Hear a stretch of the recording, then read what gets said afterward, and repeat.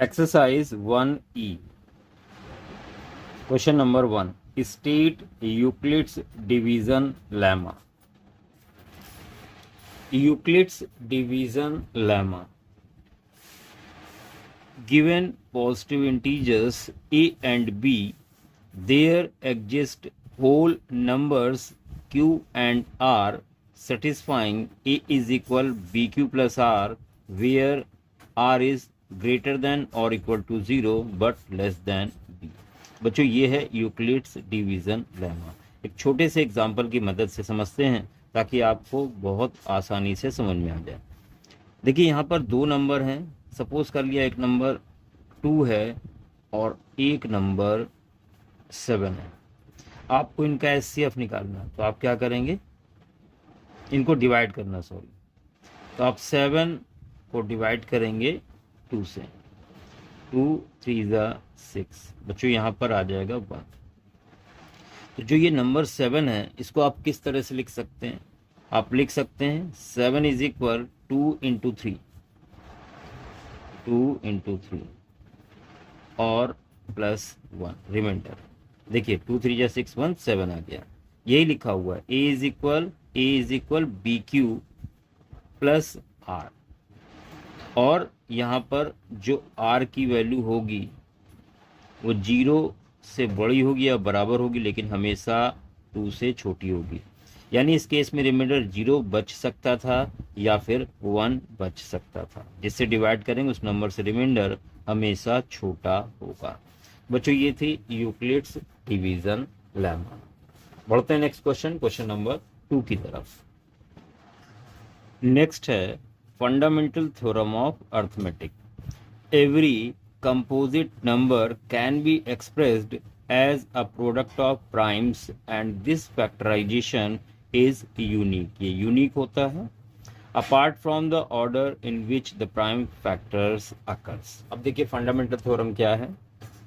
हम किसी भी कंपोजिट नंबर को, बच्चों सबसे छोटा कंपोजिट नंबर होता है 4, तो 4 को हम एक्सप्रेस कर सकते हैं 1 इंटू 2 इंटू 2 इस तरह से।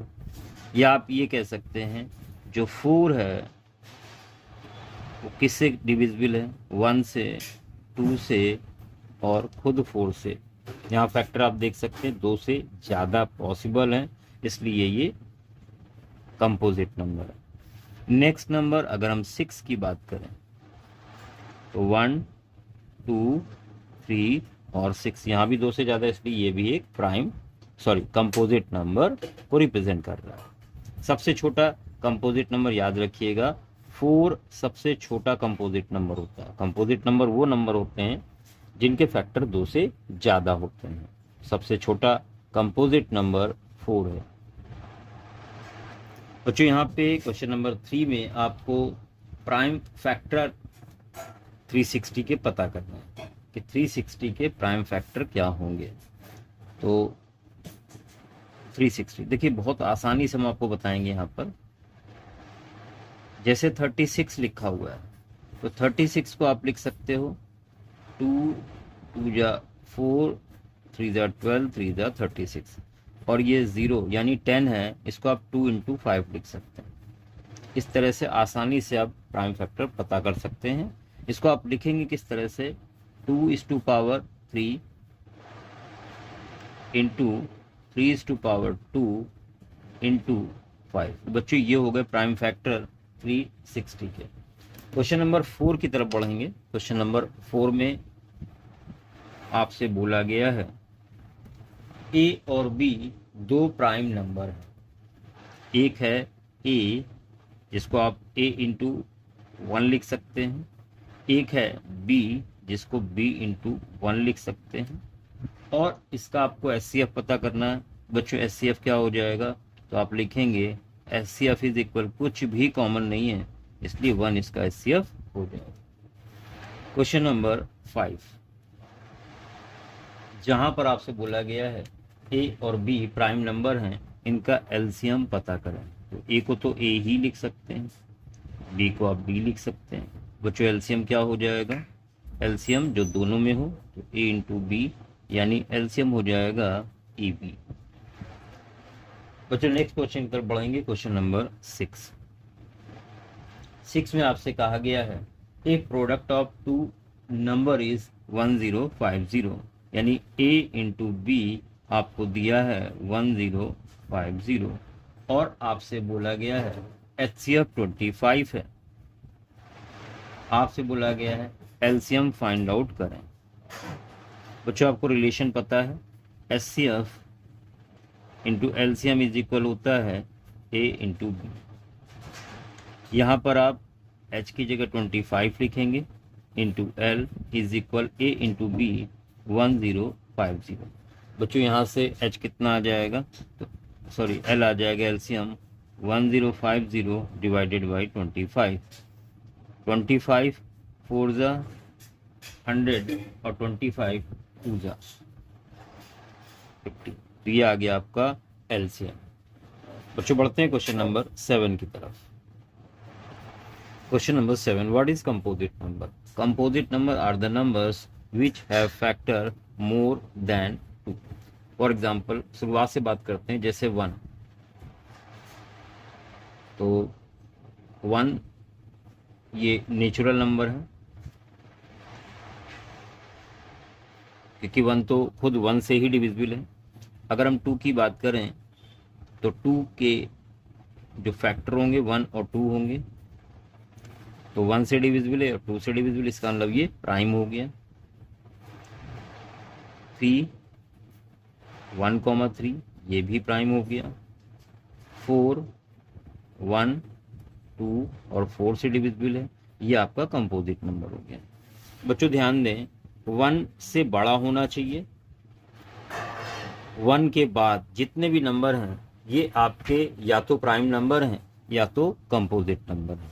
और कंपोजिट नंबर वो नंबर होते हैं जिनके फैक्टर 2 से ज़्यादा होते हैं। जैसे आप देख सकते हैं सबसे छोटा जो कंपोजिट नंबर है वो है 4। तो कंपोजिट नंबर वो नंबर होते हैं जिनके फैक्टर 2 से ज़्यादा होते हैं। The numbers which have factors more than 2 is known as composite number. Question number 8,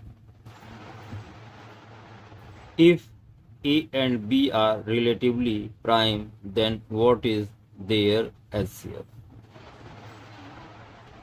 बच्चों A और B दोनों प्राइम हैं, A और B आपको HCF फाइंड आउट करना है। तो A को तो A लिख सकते हैं, B को B लिख सकते हैं। HCF क्या हो जाएगा? HCF वो होता है जो दोनों में प्रेजेंट हो। फिलहाल तो यहाँ कुछ नहीं दिख रहा है, लेकिन मल्टीप्लाई में हम लोग 1 लिख सकते हैं, इसका मतलब इसका HCF हो जाएगा 1। Question number 9.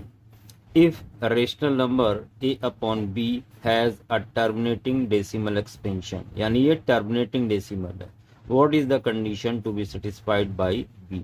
तो b की क्या कंडीशन होनी चाहिए? a upon b terminating decimal expansion है, तो आपको b की कंडीशन बतानी। बच्चों पीछे हम लोग देख चुके हैं, terminating decimal वो होते हैं जिनके डिनोमिनेटर में 2 हो या 5 हो या 2 और 5 दोनों हो, तो ऐसे नंबर कहलाते हैं टर्मिनेटिंग डेसिमल। अगर इनके अलावा कुछ भी होगा तो नॉन टर्मिनेटिंग डेसिमल। बच्चों ध्यान दें, b की कंडीशन यहाँ पे क्या होनी चाहिए? b हमेशा 2:m और 5:n के फॉर्म में होना चाहिए, जहाँ पर where m and n are non negative integers। ये कंडीशन है, b हमेशा 2:m 5:n के फॉर्म में होगा, तभी ये टर्मिनेटिंग डेसिमल एक्सपेंशन होगा। बढ़ते हैं क्वेश्चन नंबर 10 की तरफ। Simplify 2√27 + 3√12 upon 4√3।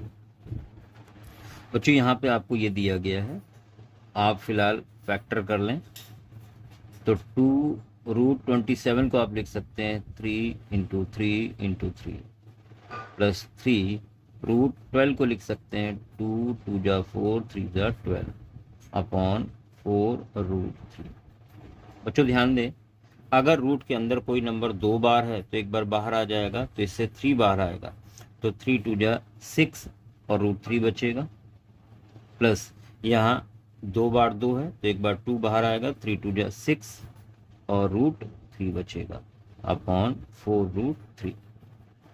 बच्चों ये 6 टाइम रूट 3, 6 टाइम रूट 3 तो 12 रूट 3 हो जाएगा अपॉन 4 रूट 3 कैंसिल हो गया और 4 3 जा 12। इसका जो फाइनल आंसर होगा वो 3 होगा। Question number 11। देखिए 11 में आपसे बोला गया right the decimal expansion of 73 upon 2⁴ 5⁵3। इसको आपको डेसिमल एक्सपेंशन में कन्वर्ट करना है।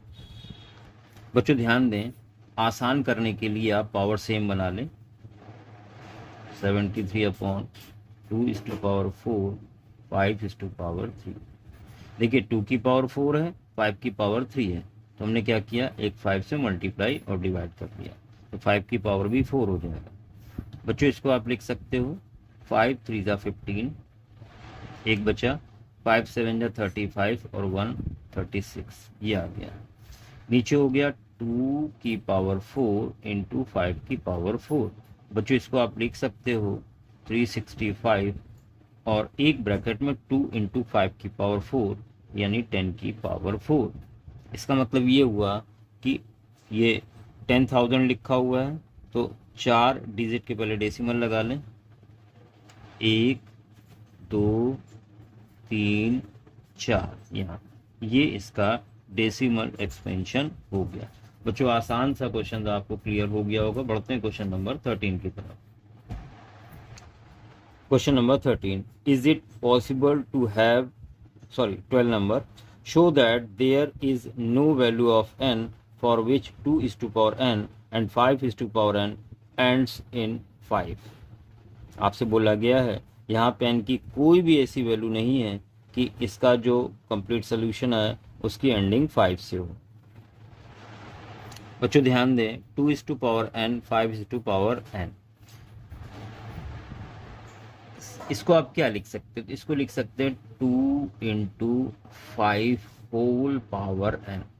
अलग अलग पावर थी, हमने होल पावर n लगा दी। Since it contains 2 and 5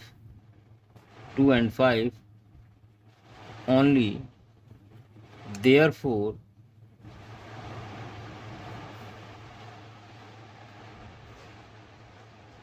it will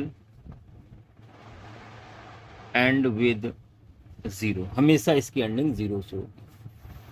and it will never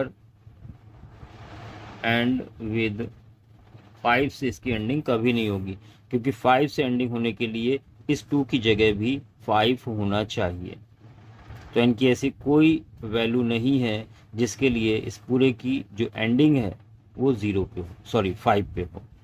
तो यहाँ पे हम आंसर बोलेंगे नो, n की कोई ऐसी वैल्यू नहीं है जिससे कि इसकी एंडिंग 5 से हो। बच्चों बढ़ते हैं नेक्स्ट क्वेश्चन की तरफ। क्वेश्चन नंबर 13 में कहा गया है is it possible to have 2 numbers whose HCF is 25 and LCM is 520। आपको चेक करना है कि ऐसा होता है या नहीं। बच्चों ध्यान दें, HCF 25 है और LCM 520 है। अब चेक करना ये ट्रू है कि फॉल्स है। हमेशा ध्यान रखें जो LCM होता है वो हमेशा HCF से डिविजिबल होता है। अगर 520 को 25 डिवाइड कर देता है पूरी तरह से तो ये कंडीशन ट्रू होगी। तो हम 520 को डिवाइड करने वाले हैं 25 से। 25 2 जा 50, देखिए रिमाइंडर आ गया, इसका मतलब ये कंडीशन फॉल्स है। यहाँ लिख देंगे false. Question number 14, give an example of 2 irrational whose sum is rational. पहला नंबर आपको रेशनल इरेशनल लेना है, दूसरा भी रेशनल लेना है और सम रेशनल दिखाना है। तो यहाँ पर हमने सपोज कर लिया जो नंबर x है वो 2 प्लस रूट 2 है और y 2 माइनस रूट 2। देखिए दोनों रेशनल नंबर है, ये भी एक इर्रेशनल नंबर है, ये भी एक इर्रेशनल नंबर है। बच्चों इनका सम फाइंड आउट करना है, तो x plus Y is equal हो जाएगा 2 प्लस रूट 2 और 2 माइनस रूट 2। ये कैंसिल हो गया, ये आ गया 4। तो आपने देखिए इर्रेशनल लिया और उसको प्रूव कर दिया रेशनल। तो नंबर हमने लिए 2 प्लस रूट 2 और 2 माइनस रूट 2। Question number 15। बच्चों 15 में आपको बोला गया है give an example of 2 irrational whose product is rational. तो सेम यहाँ पर ले सकते हैं, तो यहाँ पे भी लेट करके ही लिख लें। x is equal 2 plus root 2 लिया जो कि इरेशनल नंबर है, और y is equal 2 minus root 2 लिया जो कि इरेशनल नंबर है। इनका प्रोडक्ट आपको निकालना है, तो x into Y 2 plus root 2 और 2 माइनस रूट 2। बच्चों आइडेंटिटी यूज करेंगे a plus B A minus B, तो 2 का स्क्वायर माइनस रूट 2 का स्क्वायर यानी 4 माइनस रूट 2 का स्क्वायर 2, तो ये आ जाएगा 2। देखिए ये आपको मिल गया रेशनल नंबर। बच्चों क्वेश्चन नंबर 16। आपसे बोला गया है दो नंबर हैं, एक a है और एक b है प्राइम।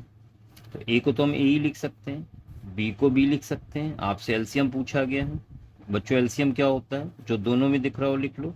तो a इंटू बी यानी a b इस क्वेश्चन का आंसर होगा।